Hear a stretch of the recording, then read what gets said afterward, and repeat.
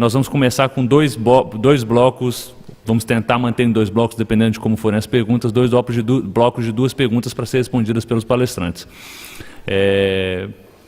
Quem gostaria de fazer uma pergunta? André.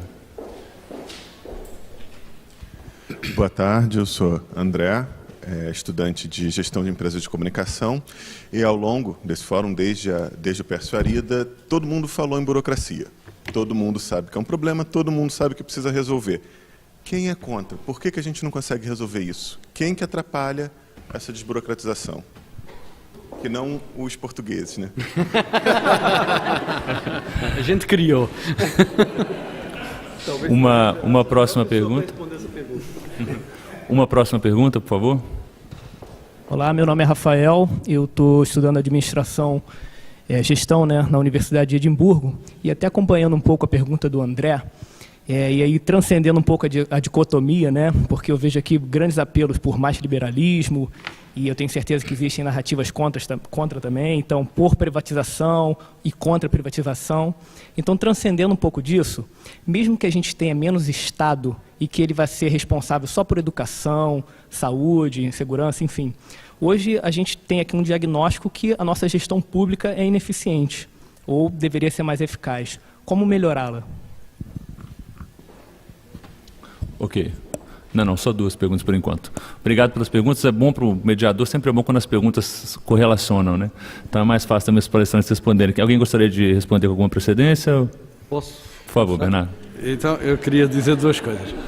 A primeira coisa que eu queria dizer é que, de facto, minha culpa, muito da burocracia brasileira nasceu em Portugal. Aliás, a palavra tabelião era uma palavra portuguesa do século XV que a gente levou nas caravelas e ainda perdura no Brasil.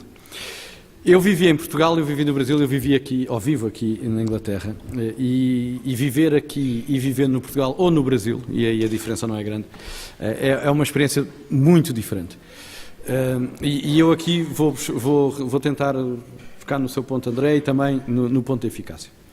Eu, quando cheguei aqui, como cidadão europeu que sou, pude ir votar numas eleições locais inglesas, em Bristol, onde estava estudando, e portanto recebi um postal em casa dizendo a sua mesa de voto é do lugar tal, leve o postal que ajuda para você poder votar. E eu lá fui, levei o meu passaporte. E cheguei lá, entreguei o postal e entreguei o passaporte ao rapaz, ao garoto que estava lá tomando conta da mesa, e ele olhou para o passaporte e disse assim: olha, um passaporte português, que engraçado, e começou a folhear. A gente tem a fotografia atrás, vocês têm a fotografia à frente.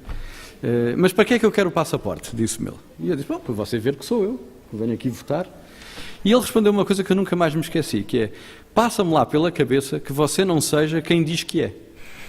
E isto, para quem vem de um país latino, Portugal, Brasil, Espanha, América Latina, okay, é uma revolução absoluta. O Estado confia na gente, acredita naquilo que nós lhes dizemos, e não põe em causa a informação que nós lhes damos sem ser com 20 carimbos, 18 papéis, etc, etc. É claro que isto tem um custo.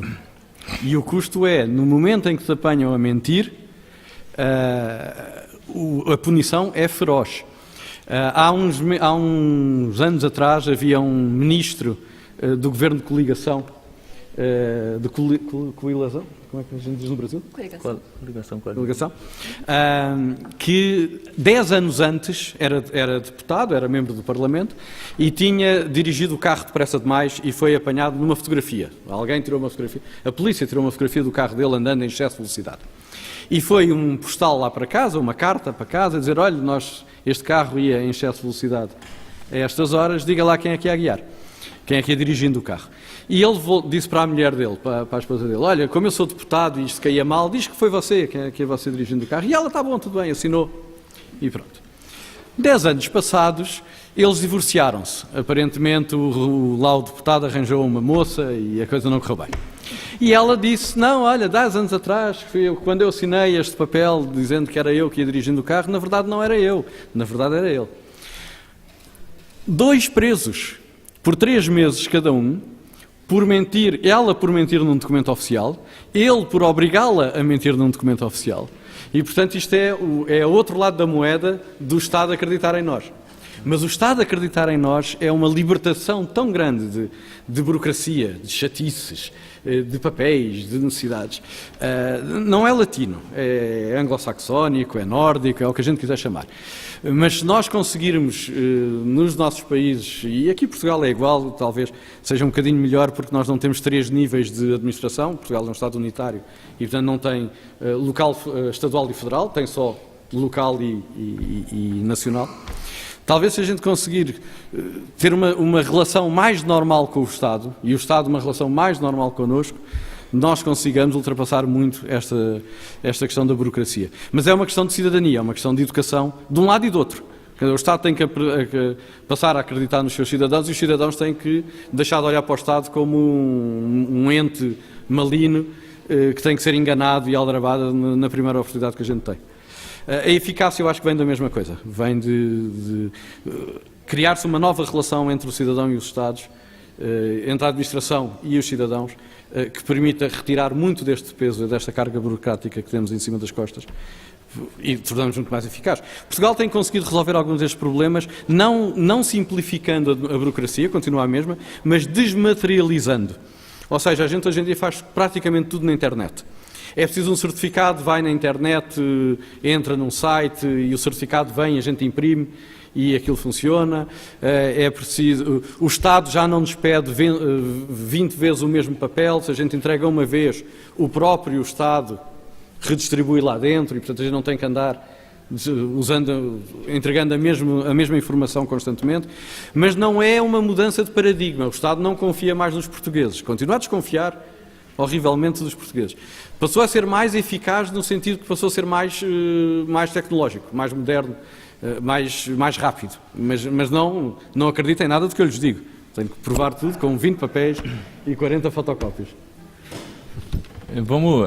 Acho que seria interessante passar, se o embaixador tem alguma colaboração, já que foi tocada por uma questão da diferença entre o latino e o anglo-saxônico.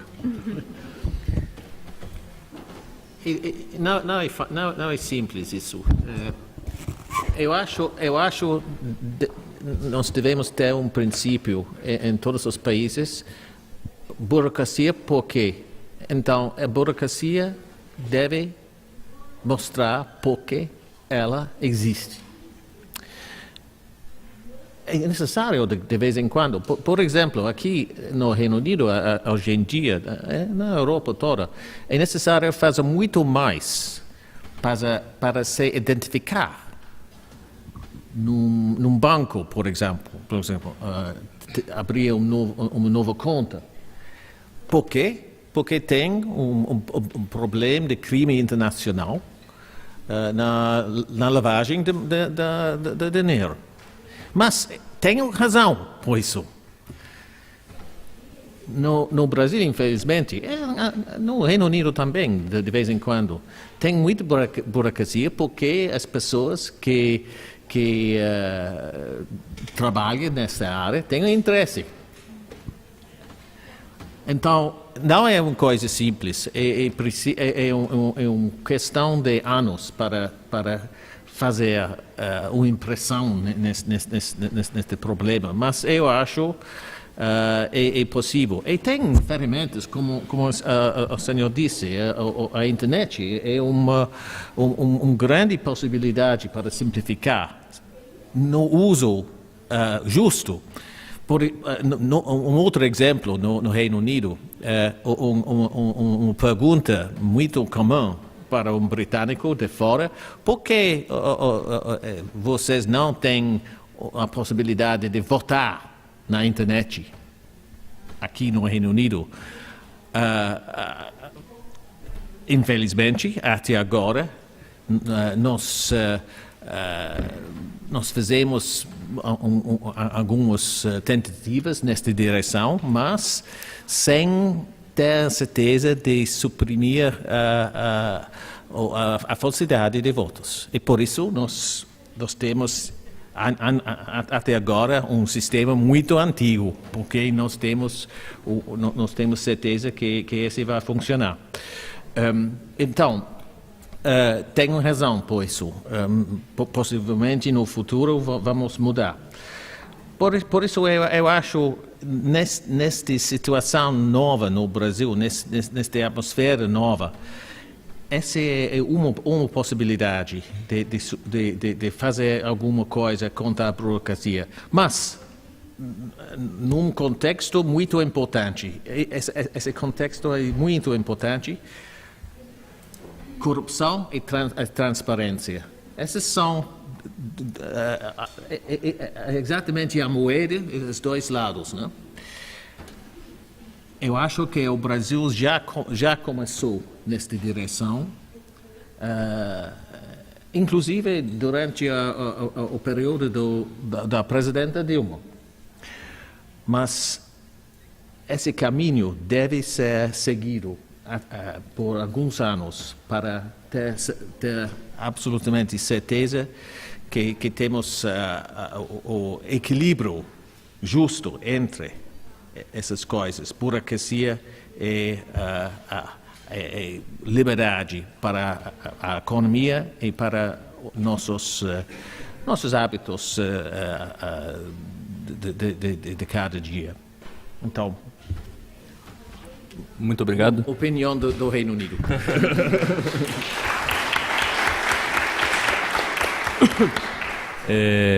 Carla, Rodrigo, gostaria de se manifestar?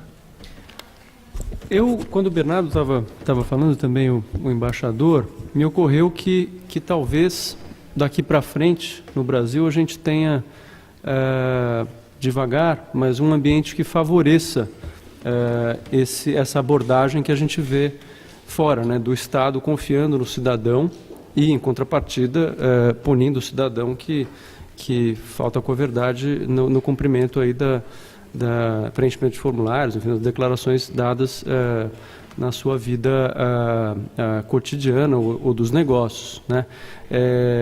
Acho que pela primeira vez no Brasil em muito tempo a gente vê claramente, ou pelo menos para o cidadão comum, parece que você tem um law enforcement que você não tinha antes, uma cultura de law enforcement que a gente não via antes no Brasil. Então, talvez esteja dado o caminho, né, para a gente reduzir a burocracia, né?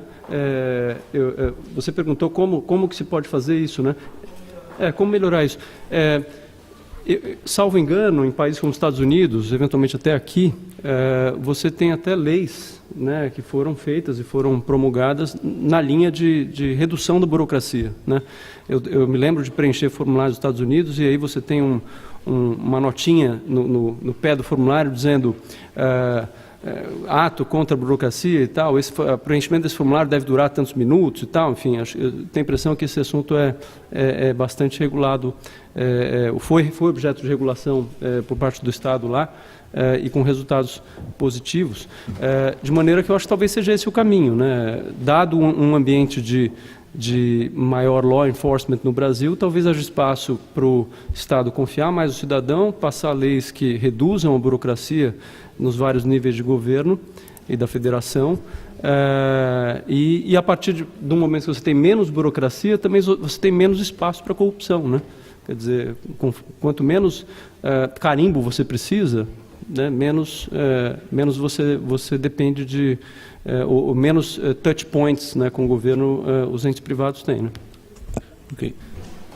Só complementando um pouco o ponto do Rodrigo, concordo também que a desburocratização está ligada intrinsecamente ao law enforcement e a maneira como o Estado confia no seu cidadão e como o cidadão também oferece, em contrapartida, a confiança no Estado. Mas isso não é algo que está ligado simplesmente ao caso brasileiro. É algo comum que tem acontecido em outros mercados emergentes, como a gente comentou ao longo desse painel também. E a gente pode olhar também como isso influencia o desenvolvimento das empresas, dos conglomerados, porque a partir do momento que a gente tem um mercado de trabalho ineficiente, um mercado de capitais muitas vezes ineficiente, justamente porque a gente teve que criar uma série de burocracias para poder evitar esses desníveis de confiança entre os atores, começa a se criar grupos econômicos que, para ter acesso ao capital, eles são mais fortes, eles são mais estruturados, e só eles possam ter acesso ao capital. Isso também prejudica a evolução de pequenas e médias empresas, para que elas, então, possam ter acesso a capital, a trabalho, da mesma forma. Então, law enforcement melhora, na realidade, a competitividade como um todo. Ela imediatamente resolve a burocracia, mas, além disso, ela também impulsiona o crescimento de pequenas e médias empresas que passam a ter acesso a um mercado de trabalho e de capitais menos burocratizado e conseguem, então, competir com um nível de igualdade, mesmo com aquelas grandes empresas que têm acesso ao capital de outra forma. Muito interessante mesmo. Gente, a gente vai ter espaço para 2 perguntas curtas, com respostas também curtas, para a gente poder ficar dentro do nosso tempo. Por favor. Camila. Boa tarde, meu nome é Camila, sou estudante, faço mestrado em Warwick, em International Political Economy. E minha pergunta, acho que foi uma abordagem de todos aqui hoje, inclusive do Bernardo, a questão do comércio exterior. Hoje a gente tem uma concentração muito grande da pauta exportadora em commodity, o que não é ruim, porque se não fosse isso, a gente não exportava nada, na verdade. Mas o desafio a pergunta que eu tenho para fazer, que políticas de comércio exterior podem ser implantadas para a gente melhorar a nossa integração produtiva e a integração com as cadeias globais de valor, que é o tema que está sendo colocado hoje em pauta em comércio internacional e que tanto outros países têm aproveitado, né? A gente tem um enorme mercado doméstico, a gente poderia estar atraindo mais indústrias, não só para o nosso mercado doméstico, mas também para estar utilizando o Brasil como plataforma para exportação para outros mercados, mas isso não acontece no Brasil. Então, minha pergunta é, o que a gente poderia estar fazendo para agregar mais valor para a nossa pauta exportadora? Obrigado, Camila. Lá no fundo. Meu nome é Zélia Edwards. Eu gostaria de usar um gancho que já foi feito pelo senhor aqui com relação à burocracia. Eu gostaria de me direcionar ao embaixador britânico que serviu no Brasil. Quando falamos de protecionismo, eu gostaria de lembrar de que proteção existe em todas as partes do mundo, inclusive no Brasil. Obviamente, a do Brasil existe por razões históricas e também presentes em função dos lobbies das indústrias hoje operantes no Brasil, inclusive as multinacionais. Então, Rodrigo, eu acredito que quando você fala da competitividade, eu acho que ela existe, mas ela tem que existir de uma forma justa, fair, porque se não houver reciprocidade de um país para o outro, eu não vejo como que você vai exigir dos países do BRIC que eles abram os seus mercados para aqueles que já têm todos os benefícios e todas as vantagens da economia mundial.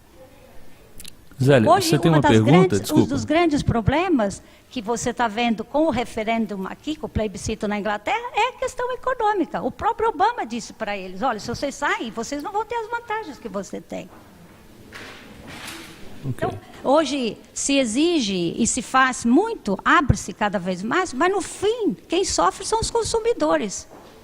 A Volkswagen poderia, por exemplo, ter os mesmos carros. Zélia, infelizmente a gente não tem mais tempo, tá? Obrigado. Não é? Bom, como a gente perdeu uma pergunta, a gente não tem mais tempo, então vamos ficar só com a pergunta da Camila, então. Quais são essas coisas que a gente pode fazer, né, em relação ao comércio exterior, para quem quiser responder, se puder ser o mais breve possível. Obrigado. Camila, obrigado pela sua pergunta. Eu acho que... eu agora vou dizer uma coisa que não é politicamente correta, mas olha, é a última e, portanto, eu depois fujo e vocês ficam pensando nisso. Eu acho que o Brasil não tem pouca crença em si próprio.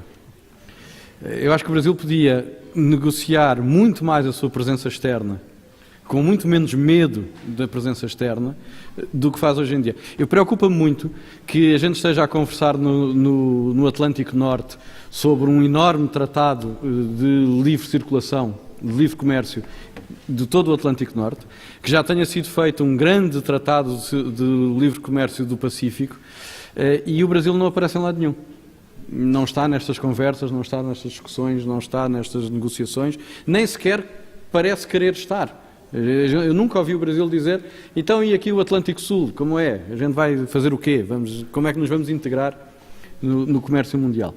Eu acho que o Brasil tem muito para oferecer, e se calhar agora pegava um pouco naquilo que foi dito. Eu não concordo completamente com aquilo que disse, porque eu acho que o maior sacrificado do proteccionismo é o consumidor. Sou eu e é você e é todo mundo, porque vamos pagar mais por coisas que valem menos. Quem ganha com o proteccionismo são as empresas que estão protegidas, porque tem ali, no caso do Brasil, 200 milhões de consumidores reféns, que se quiserem comprar coisas melhores têm que pagar de tal maneira mais caro que acabam por não poder comprar. E, portanto, se o Brasil tiver mais crença em si próprio e não tiver medos de, se a gente abrir agora o mercado das nossas manufaturas, vamos ser invadidos pelos alemães ou pelos americanos, ou não sei o quê, provavelmente serão.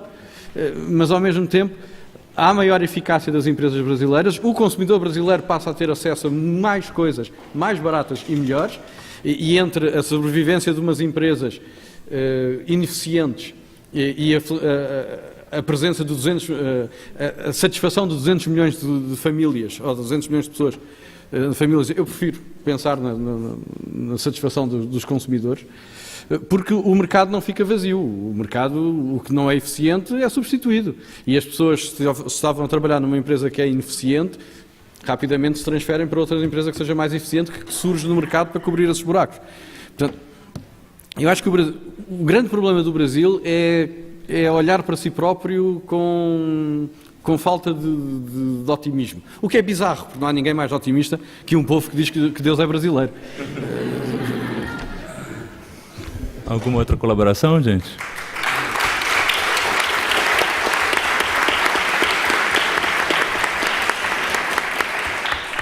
Carla, por favor. Acho que depois da contribuição do Bernardo, eu não quero colocar um balde de água fria aqui no otimismo. Eu vou só puxar a sardinha para o lado de infraestrutura também. Um dos grandes gargalos hoje da pauta de exportação, mesmo em commodities, mesmo para que o Brasil tenha uma pauta de exportação competitiva, é o gargalo de infraestrutura e principalmente o gargalo logístico. Existe um programa de portos que está ainda em análise e já esteve em análise há bastante tempo. As tentativas várias de que parte desses portos fossem licitados, depende muito do interesse de investidores de participarem desses certames também, e além disso, as próprias rodovias. Então, a pauta de exportação, ela está intimamente ligada também à infraestrutura. Ela pode ser um dos grandes gargalos que, quando resolvido, vai aumentar a competitividade brasileira, que vai deixar de se basear tanto só no câmbio, muitas vezes. Vai ter outras formas para se tornar competitivo, além de ter um câmbio depreciado para conseguir garantir uma pauta de exportação mais forte. Ok. Embaixador, Rodrigo? Não? Concordo completamente. Ok, gente, eu acho que vamos encerrar por agora. Agradeço imensamente aos palestrantes. Eu acho que a gente teve uma boa indicação aqui do setor privado brasileiro, de gente que trabalha com isso, de quais são os problemas que a nossa indústria e o nosso empresariado enfrenta. Eu acho que saímos todos daqui pelo menos mais sabidos do qual é a realidade da competitividade brasileira no internacional e no Brasil também. Então, ok, agradeço novamente aos palestrantes e muito obrigado.